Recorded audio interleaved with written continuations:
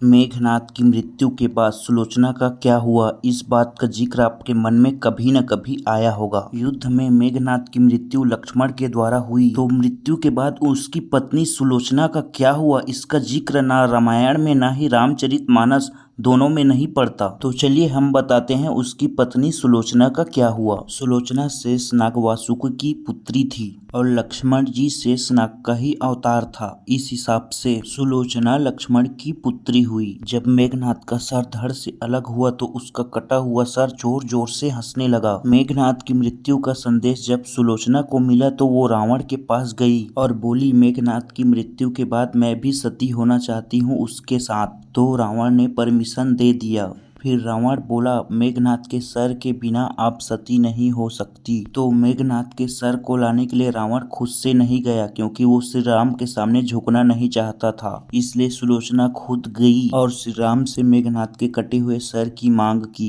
सुलोचना के प्रतिव्रता धर्म के कारण उनमें बहुत शक्ति थी। तो सुलोचना से कहा गया कि अगर आप में शक्ति है तो आप मेघनाद के सर को हंसाकर दिखाएं। तब सुलोचना अपने पतिव्रता शक्ति से मेघनाद के कटे हुए सर को आदेश दिया। फिर मेघनाद का सर जोर जोर से हंसने लगा।